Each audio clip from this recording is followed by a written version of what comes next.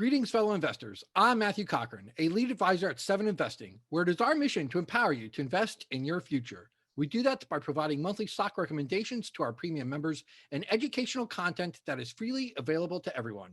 Listeners, today I am very excited to introduce Jessica Ablamsky, a marketing writer and journalist in the San Francisco Bay Area. A former newspaper reporter, she now spends her time consulting for some of the world's most innovative companies, ranging from small startups to global tech giants, including companies such as Adobe and Oracle, with an expertise in branding through storytelling. I've long followed Jessica on Twitter for her investing prowess, but it wasn't until I discovered she was an expert on business culture that I reached out to her to appear on our podcast. I think this is going to be a very fun and informative show, and one very relevant to investors. So let's get started. Jessica, welcome to the show. Thanks for having me. I can't wait to talk to you about this stuff. Jessica, well, as you know, I want to talk about the workplace cultures different companies create and cultivate for their employees and how that might be relevant to shareholders. So let's just start at a very basic level. What is a company's culture? That's a great question. In the most simple terms, a company's culture is just the way we do things here. And what are like some of the things like companies do that that can create a good and bad culture? Like we hear like buzzwords like, oh, it's an open workplace, or it's management is good, but like how does management establish a good culture? Well, management is a really good place to start because that is where culture starts. The most important thing, I think, if you're talking about whether you're interviewing for a job or investing, the most important thing to remember is that culture starts at the top. It starts with leadership, particularly executives, but especially the CEO. If you've got a toxic CEO, the entire culture is probably going to be toxic.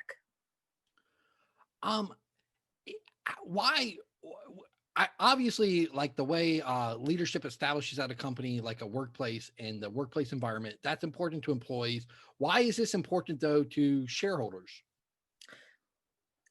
I think a really good reason it's important to shareholders is because healthy cultures outperform. Healthy cultures doesn't necessarily mean every single day is going to feel like sunshine and roses, but healthy cultures beat the S&P 500. They have higher revenue, they have lower turnover.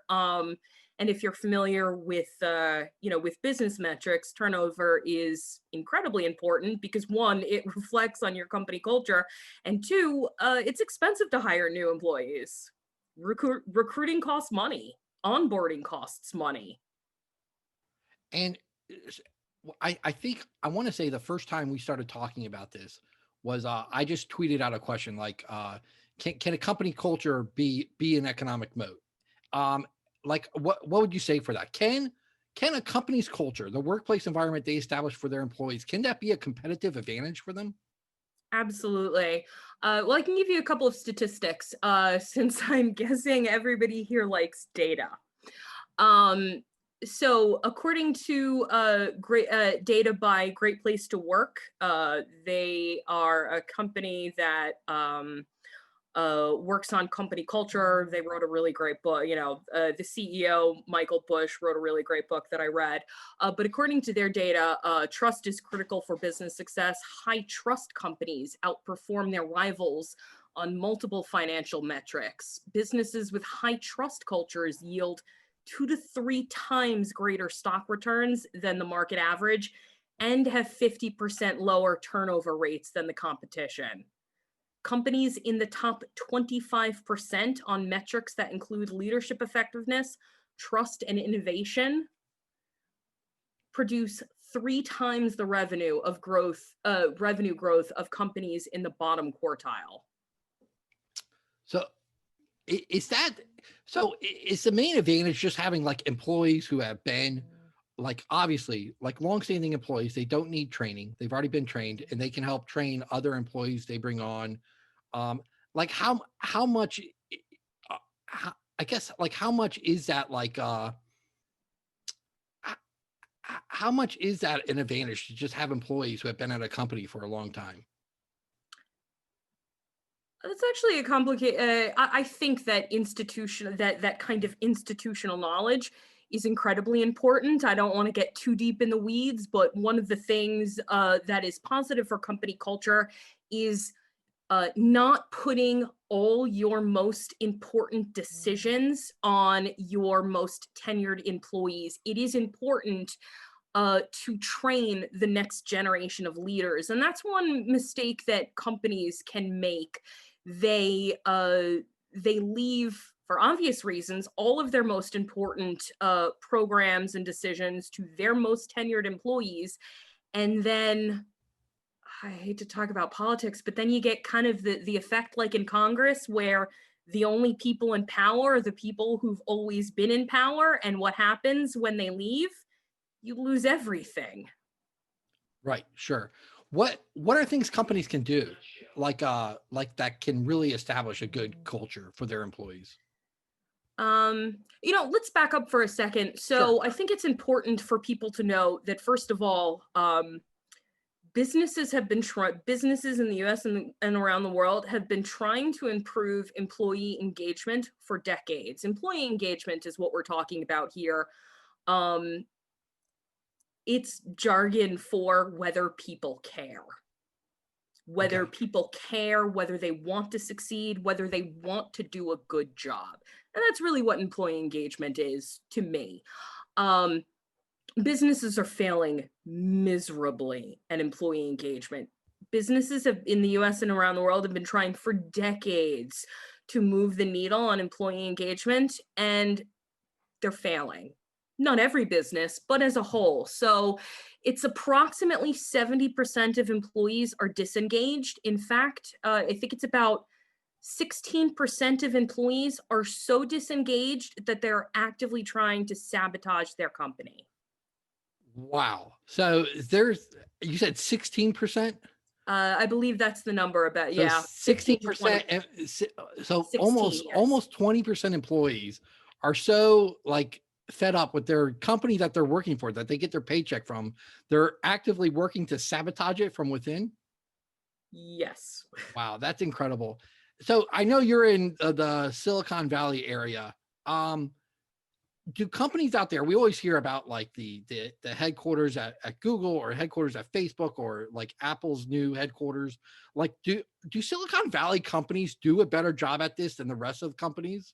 And is that like because of the culture is really different, or is it easier just for because they're dealing with like Walmart has a lot of employees that they just have to deal with like on the front lines, and they're going to by almost by their nature, they're just going to get paid less than like obviously a Google engineer, like a cashier at Walmart is going to get paid less than a Google engineer.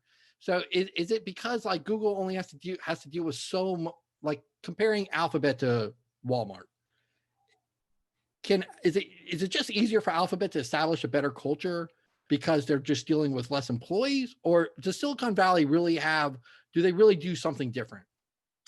First of all, the campuses really are. I mean, I've seen some of these places and they really are what people say they are. Um, I've been to a number of campuses and, they do have the basketball courts and reading nooks, and it's amazing. I'm personally not a fan of the open work plan. But that's an aside. They're still Sure, impressive. sure, But it is important to keep in mind that you don't need a racquetball court to make people happy. It may to some extent not be fair to compare a company like Apple to Walmart. However, there are businesses with uh, you know there are businesses with people who have job responsibilities like in Walmart that do have healthy cultures.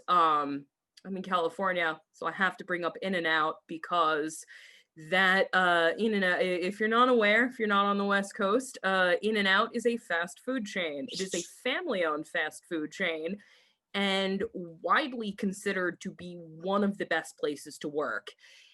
When you go into an In-N-Out, first of all, you can see the kitchen from where you're ordering. They're not hidden. Second of all, you'll notice that they're happy. They'll probably be laughing, sometimes singing. It's really incredible. It's just they're for the fast food. They're fairly well paid. They've got benefits, and again, it's supposed to be one of the best jobs in that, one of the best places to work. Costco too, I believe, is also known as as a amazing place Yeah, to I've always work. heard Costco. I've always heard. Yeah. I didn't know about In-N-Out. So, like, how does a fast food chain do that? How do they establish that, like, that culture of laughing and camaraderie while they're like, flipping 1,000 burgers a day? Like, what's the secret sauce there?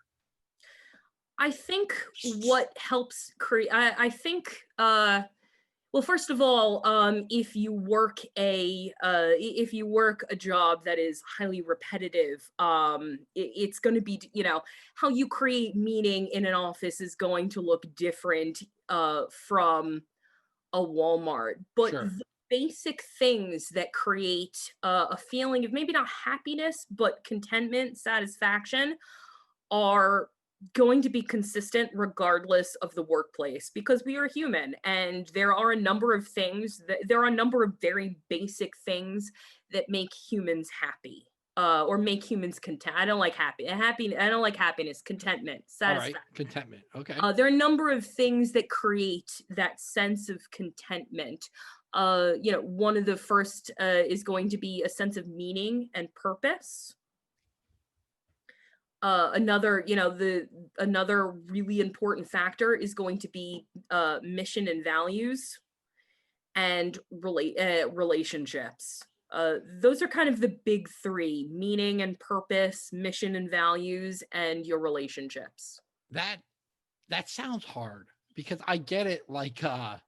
Um, like I'm a police officer and that's my day job, and so I get like how like that's my purpose. Or if you were a You have teacher, a to be very like, purpose and meaning driven job. right. Or if you're a teacher or a minister, or I get there's a lot of, but it's got to be hard because I imagine like if you're In-N-Out, you're getting like a bunch of, I don't know, 16 to 22-year-olds, like as their part-time job, like flipping 1,000 burgers a day.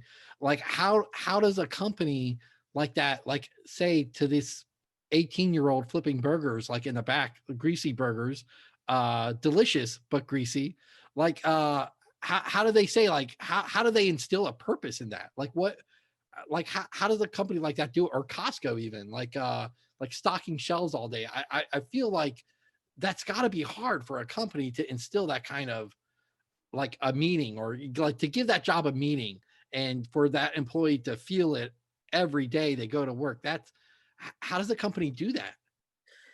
So, one of the things I like to see when I'm investing is a strong mission statement. I like mission-driven companies. I think a lot of people like mission-driven companies, maybe without really understanding why. The value is so A strong mission statement, strong company values. What you want to see, what I want to see as an investor, and what will make you happy as an employee, is connecting the mission and values to what the company does, each department, each department and each job. That is that is a very important part of creating a healthy culture. And so maybe the CEO might not, maybe the CEO isn't going to explain how each job contributes to the company mission and values, but the CEO should be communicating clearly and consistently the company mission, its purpose, why it exists. And your manager certainly should be responsible for helping you understand how your job, how your position connects to the mission, and how you contribute to the company achieving key business metrics. Oh, I get it. Okay. So basically like, hey, this is what we're trying to do. And you're an important part of this. You're not Yeah, some like forgotten part of exactly. this or right. Yeah. You're, Oh, you're, no. you're a part of this, like almost inclusiveness. Yes. Yeah. Okay. I like that. What about bad cultures? Like how does a company, I'm sure no CEO or no founder of a company starts off saying, I want to found a company with a really bad culture. So how does a bad culture take place in a company? Sure. Well, I think one of the important things to remember is most people hate their jobs because most managers have little training. And this is, I think, something people are aware of, that most people are hired for management positions because they were really good at doing the job. They're really good, you're really good at making cogs, so you are hired to manage people who make cogs. That's actually a remarkably bad way to choose your managers. Sure. You want to look for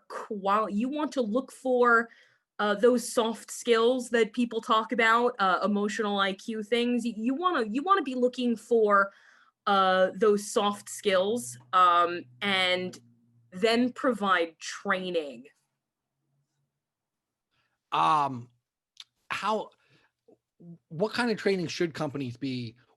How are companies failing to train managers? Like what are there like good ways to train managers and bad ways? Like is it just like basically taking someone who's making cogs and saying, all right, you know how to make cogs, so go manage this line of people making cogs? I mean, is it like just a lack of like training classes to even have, or is it like are they having this training and they're not doing it, or like what's the disconnect that happens in most of these companies? Because like as you said, I mean, just so many people hate their jobs and are Yes. just unsatisfied with their jobs.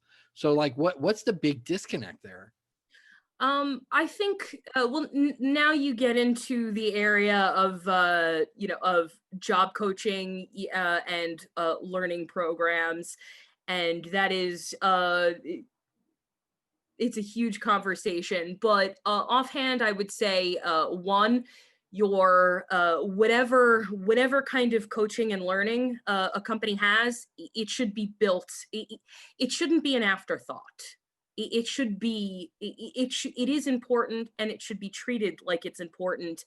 For example, I can't remember who, but one of the SECs, one of the SE bulls, based overseas, went to their shareholder meeting and was asking, if anybody had any questions. And one of the things I really wanted to know was, well, I've heard that hiring has been a headwind. How is that going? Is their internal training program meeting their needs? And and he thought it was a great question, which I'm glad about because I genuinely wanted the Right, answer. right. And came back with, with what I thought was, really great feedback from management about their training program, and its effectiveness. You, it doesn't, I want to see, I would ideally like to see a company that doesn't treat learning as an afterthought. Because also another important part of being happy at work is feeling like you have opportunities for development. Sure. How do you develop if there are few opportunities? Yeah, definitely. One of the worst things I think is, or one of the most demoralizing things. It's like if you believe you're in a dead end job, where, well, this is what I'm making cogs, and there's no way out. This is the end of the line. There's no way I can move up from here. Like, I totally get why that would be probably like, one of the most demoralizing things. Hope is another one of the hope is another as I bet a lot of people have figured out over this past year. Hope is a good thing. It's fundamental to your sense of hope, optimism. It's fundamental to contentment. Sure. And it's no different at work. You need a sense of optimism. Sure, absolutely. So that's awesome. So like let's put on our investor hats though. As an investor, like what are some red flags like you look for in companies like before you invest in them like that? Like maybe this company's culture isn't up to par. It's definitely going to depend on whether we're talking about whether we're talking about a scrappy high growth small cap or a mid cap versus a mega cap. I mean, if you check Glassdoor and the reviews on on a company that's nearly a mega cap are just terrible, I would probably be worried. I give a little more leeway to these to these companies that are practically startups, because it is hard. It is hard to grow a company, and at these companies we forget just how small they are sometimes. If I remember correctly, GoodRx, which I'm a fan of, I've been a fan of it since before the IPO, and if I remember correctly, they have 200 employees. Yeah, I mean, that's incredibly a small small. business. Yeah, that really is. So, yeah, they company obviously, high growth small cap companies are going to be places where you're struggling to keep up with growth. It's hard to hire enough, especially in highly specialized industries. They wear a lot of hats. Work-life balance isn't going to be great. Those things don't, there are going to be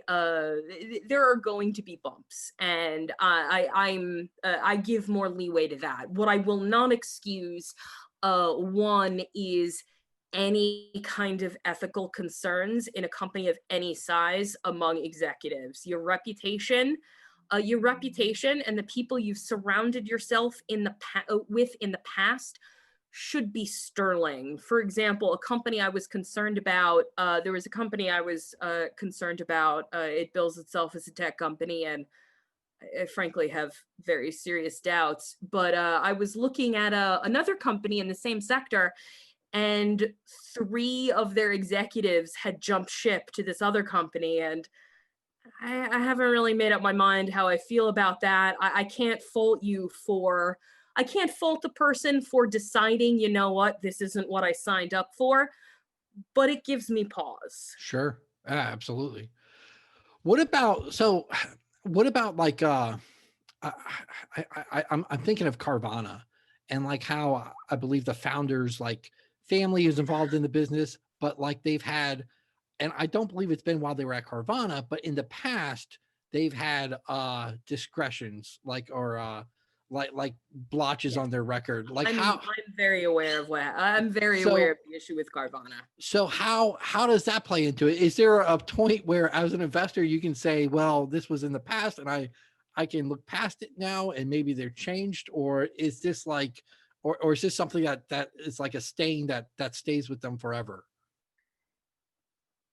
I mean, I think the stock market is clearly giving. The stock market seems skeptical about Carvana for a number of reasons. Clearly, is giving the company a chance. For me personally, Carvana is exactly the kind of thesis I like. I mean, it is. It should slide right into my portfolio, you know what I mean? But it was a difficult decision for me personally. I decided there are too many great companies and I would have to pass. I did actually own it for a little while, but there's just too many great companies. I don't care what anybody else invests in, but there's so much uncertainty. Do I really need to also worry on top of it if you're honest and ethical? Right. No, I agree with that actually. So like last year for a little bit of time, I was invested in Wirecard. And like it's so if you're familiar with that, because their numbers looked great. And it was like valued at like it was decently valued. And I mean I lost money on it, but I wasn't in it too long. But there was just like I'm like, oh, and thank God though. I mean, I lost money on it, but it was like 10% or nothing big. But like thank God I got out of it before it just like completely blew up. But that was one where I was like, I was reading all the articles and then I was reading the CEO's responses. And for listeners, if you don't know, like Wirecard was like a merchant processor based out of Europe, and they were growing in Asia, and all the numbers looked great.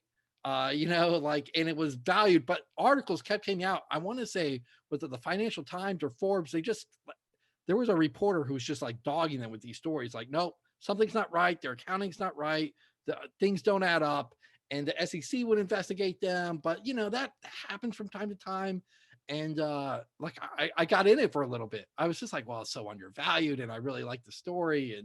And thank God, like eventually the articles added up, and the evidence added up, and the CEO, he was just dodgy when he was responding to the questions, and like all the accounting was like at the end, like I mean they had like $2 billion they said was in the bank that didn't even exist, and like all the growth was like, or a lot of the growth was made up and everything like that, but it completely blew up. And after that, it's like one of those reminders you need. Like I already said, would have told you at that time or before that, like, oh yeah, if there's questions about management, just move on. Like you said about Carvana, there's plenty of great companies out there I can invest in that I don't have to worry about management's integrity. And that was just like another very vivid reminder for me, like, oh yeah, that's why. That's why. I almost bought Lucan, but it's actually the Lucan is the kind of company I'm always pretty skeptical of companies that are growing. Well, it's really stock price moving too quickly. It always makes me it always makes me a little bit nervous, and I am very, very cautious unless I've done adequate unless I've really done my homework. But I'm not gonna lie, I very seriously thought about Lucan and finally decided to pass. Yeah. In both those cases, that was that was obviously a good decision. Wirecard now, I mean, like at the time I bought it, I want to say it was like $40, and it went down to 35 when I sold it, and now it's at like 35 cents. Like so, it definitely blew up. I was glad I got out of it by then. Yeah. So I was reviewing our DMs just before we talked, and one of the things you told me when we first started talking about workplace cultures was it was to ignore best workplace awards. So why is that? So I think best workplace awards are great if you want to get. It's a nice place to start. It's a nice place to start if you've already decided a company is a good investment. It's nice to note, but I would kind of take them with a grain of salt. The data is too easy to game. What you're probably never gonna know is what percentage of employees actually filled out the survey. So now picture 30% of your employees are so disengaged, they didn't even bother filling out the survey. Maybe the other 70% is all right, Right, but the and that's other probably the most disengaged of your employees are exactly the ones. that's my Right. I'm not gonna name any names, but the the best workplace awards are nice. It's a nice to see, but I wouldn't place too much weight on it. Okay. And you mentioned already Glassdoor, which I guess is my go-to tool. Like when I'll say I care about workplace culture, and I guess like that's what I do. I'll go to Glassdoor and I look at like, how many stars the company gets and how many people like would recommend the company to a friend. Like when you use Glassdoor, what specifically are you looking at? I do like to see, I do like to look at Glassdoor. I do like to check the charts to see how the ratings have changed. The ratings have changed over time. You do have to keep in mind sometimes, especially for companies that recently went public, those ratings can seem to follow the stock charts. So Right.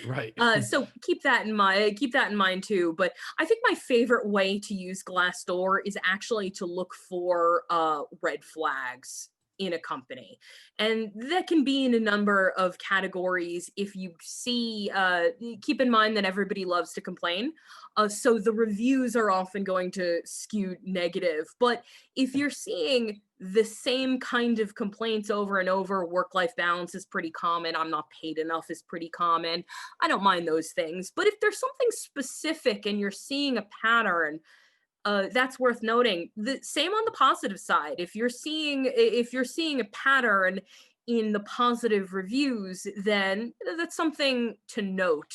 The other thing I always look out for is companies that are gaming the reviews, and some companies are better at it than others, but there are companies that have been accused of literally ordering every employee to make a positive review. And I've seen those. I see those exactly, comments. Right. exactly. So what I would look out for there is a disproportionate amount of 4 or 5-star reviews with just enough characters to get for them to publish. Often you'll see, the no negatives that I can think of, and you'll see that over and over and over. No negatives at this time. Gotcha. So if you see a lot of positive reviews with absolutely no negative feedback, you either found the world's best company, or maybe there's a problem. Right. I apologize for jumping around, but I always do this too. I wish I was more organized in my interviews. But like, how much of this is money related? Like, how much of it is just like compensation and salary? Because we talked about like management making the cog makers feel part of the team and part of the family, and how much of that comes down to, or not, like letting them feel like they're at a dead end, that there's opportunity for them. But how much of it at the end of the day is it just like, well, In-N-Out pays their employees like on average 10% more than McDonald's employees, or for larger companies, like their 401k is a better plan. Like how much of that plays into it? I mean, studies show less than you'd think. I think that being able to afford to live is kind of a bare Of minimum. course. Right, of course. So I think once you kind of pass, once you pass a certain threshold, pay and benefits matters less than you think. It's hard to pay somebody enough to make it worth making them miserable. That's a great way to put it. I love that. So when I was talking to you, you said your specialty is branding companies through storytelling. Yes. What does that mean, storytelling? Why is storytelling important? Well, storytelling, stories are one of the things stories are one of the things that we look for example, in investing. When somebody asks, well, what's your thesis? They're really asking, what's the story?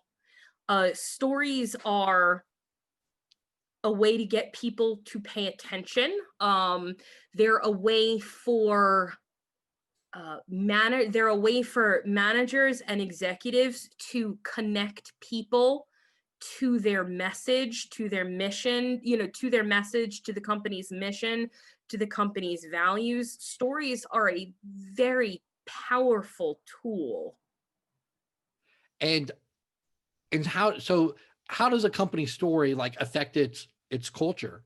Like how does that, like that, like is it like important for like management to say like, like, or could you give us an example of like a company using its story where it really like affected its culture, maybe? Um, well, if we want to just talk about the power of stories, I think Levongo is a perfect example. We all, I mean, anybody who participated in Levongo was a big fan of Sure, Levongo. sure. But what a very important part of that story was, I don't know if you remember the video on the video on the website of the the CEO and founder who talked about having a child with diabetes and wanting to improve his child's life. I I forget do you remember no, that? I don't remember that Okay. video, but it does. It sounds pretty powerful though. Like if when he's saying like, this is why we're doing what Exactly. we're doing. Right, right, right. Exactly. So the story of Levongo was, I'm a healthcare executive. My child asked me, am I going to be okay? And he said yes, and then wanted to make it true. And the video talked about, how many people who had worked for the company had or were impacted by diabetes. And that is a very, uh, we're going to make money, we're going to make money selling this product is not a powerful story. We are empowering people to take control of their health. That's a story that not just employees, but clients, consumers Sure. can connect Yeah, to. absolutely. Absolutely. Yeah, I can. And just going back and just for the workplace culture, I mean, like this is what we're doing. It's not just we're not just making cogs. We're not just earning a paycheck. We're trying to like make our families, our friends that we know like this, people who are suffering, uh, like their lives meaningfully better. Yeah, that is powerful. Absolutely. Good example. Empowering people through technology is a very powerful story that underlies, I think, a lot of the branding in technology. Oh, that's great. No, that's a great example too. Well, like I alluded to at the beginning of the show, like I first started following you on Twitter because of your stock picking prowess, not because I knew you were like this hidden expert on workplace culture. So if you have time, why don't you tell us about your investment process and philosophy? Sure. My philosophy is make money.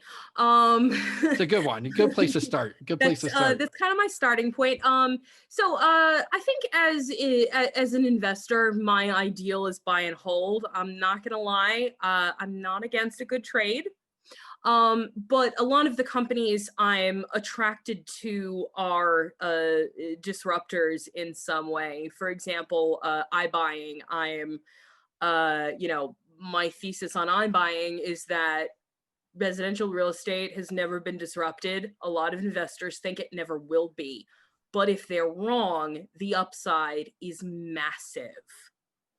So I got long I got long iBuying, actually kind of at the right time. I finally got convinced to go all in last March. So I can't think of to be fair, I was actively trying to decide what to buy on my shopping trip, Sure, but sure, I got very long iBuying. That's why it pains me to pass on Carvana. You may be able to understand now why it's sure. something I would like. T-Doc, I've liked Levongo and T-Doc for the exact same reason that healthcare is broken. And I genuinely believe this is going to be an amazing, finally, I don't know if technology is going to fix healthcare, but I do believe it's going to be an amazing decade for improvements in that space. So I picked up T-Doc and Levongo. I just honestly, practically the moment I heard about it, I fell in love with it.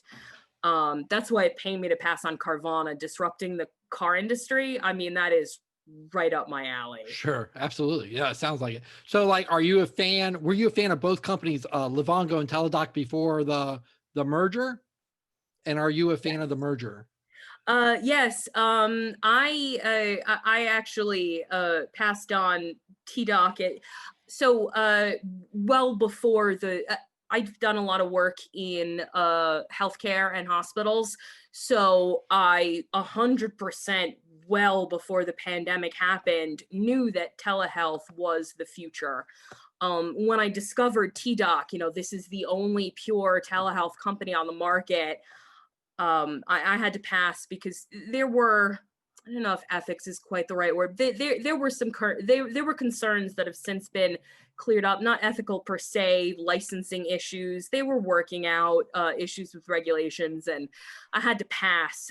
In hindsight, obviously, I wish I hadn't, but you have to follow your Sure. rules. Right. No, And I followed my rules. There are things. If there's a question about the basic product, I can't go all in. But I did go long TDoc soon after going long Levongo, and I just loved Levongo. I mean, just immediately. And when I heard about the merger, I was honestly shocked to find out that Twitter despised it, because my brother actually texted me and I almost lost my mind. This was the most amazing thing I'd ever heard. And I got online and I felt like I got on Twitter, and it felt like Groundhog's Day. Practically every single influencer in the business, except from Growth to Value, was I believe Seven Investing was kind of saying, some of the Seven Investing crowd was saying, Yeah. you know what? There were some questions. But let's wait and Yeah. see.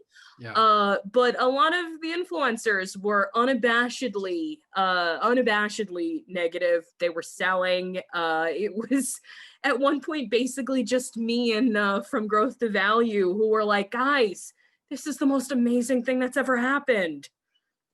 Yeah, I think. All right. Well, tell me if I'm wrong. I don't follow those or I didn't follow those companies too closely at the time. It seemed like if you were a Teledoc shareholder, people were very excited about, or more excited about it. But if they were Levongo shareholders, I feel like the Levongo shareholders felt like they were getting like not the best, not the price they thought they deserved for their shares, and I think that was a lot of the questions. I think actually some of the Teledoc shareholders were like, "Why are you buying this overpriced company? All right. I don't even know this company. Why would you buy this overpriced company?" And the Levongo shareholders were like, "But I wanted to see Levongo grow on its own. I bought this high growth company. Why are you saddling us with this weight when we were going to the moon?" And I guess there wasn't as much, at least on Twitter, there wasn't as much crossover between the two companies as you would have expected. Although the customer base didn't have much crossover either. So Right. I was, me and From Growth to Value were just sitting here like, guys, this is amazing. I mean, it's a little sad about Levongo, but this is amazing. It was definitely a grander vision for a company.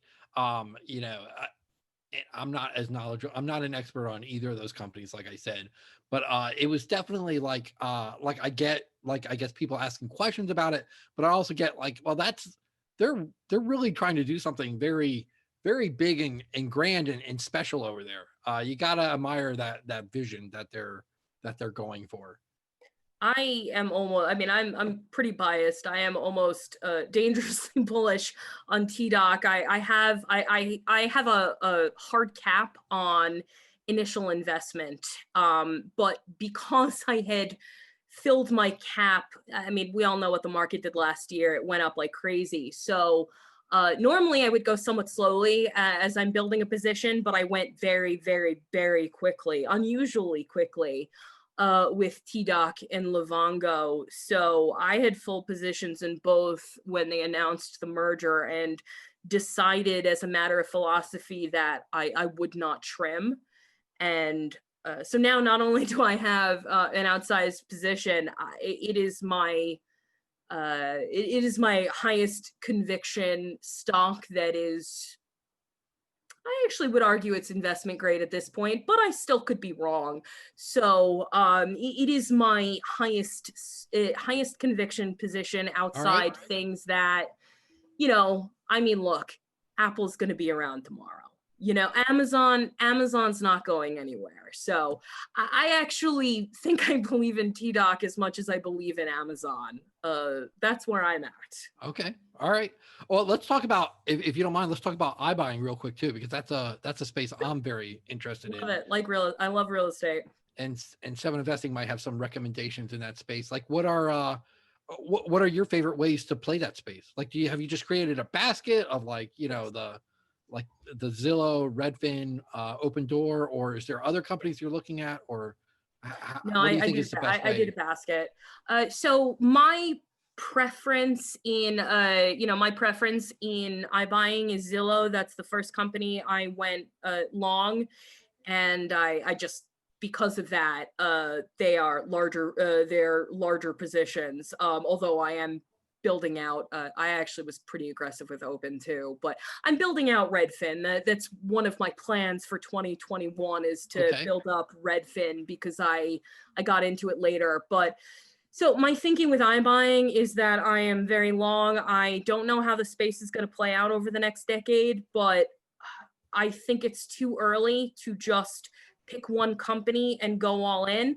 If that's what you've done, I don't blame you. Go for it. Baskets are just, it's actually not generally the way I operate. I usually just pick a horse, but I really think in iBuying, it's just too early. I prefer Zillow. That's the one I'm betting on, but I want to stay long all three because I think it's too early to tell how the space is going to evolve. Full disclosure, I got burned by Grub, so Okay. pretty fairly hard. So that might have impacted my position on iBuying. You just never know how these things are going to shape up, and it's a shame to be right about the opportunity but wrong about the winner. Right. Absolutely. And I, I'm kind of the same way actually. Like I am not usually a basket investor. If there's an industry I like, I definitely might have more than one company from that Sure. industry.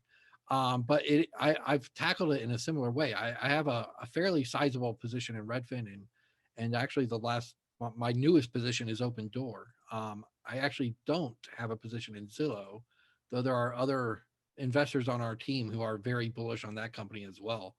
I'm a big fan of Zillow. Like I said, that's my favorite horse, but I'm not gonna bet, I'm not gonna bet the farm on it yet.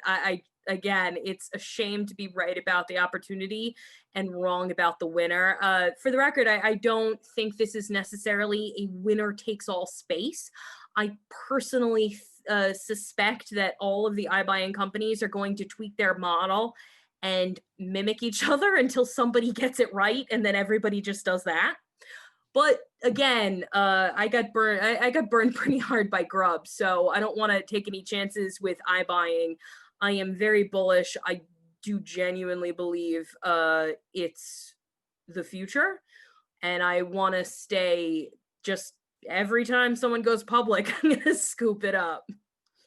Right, right. No, I mean, obviously, the U.S. real estate market is one of the biggest markets in the world. And I mean, we just moved not too long ago, and you see when you move, you see like the need. You're like, wow, this industry could be more efficient. This could be there's ways to improve this industry, both on price and on process. And I think these companies are definitely working on a solution for that. Uh, Absolutely.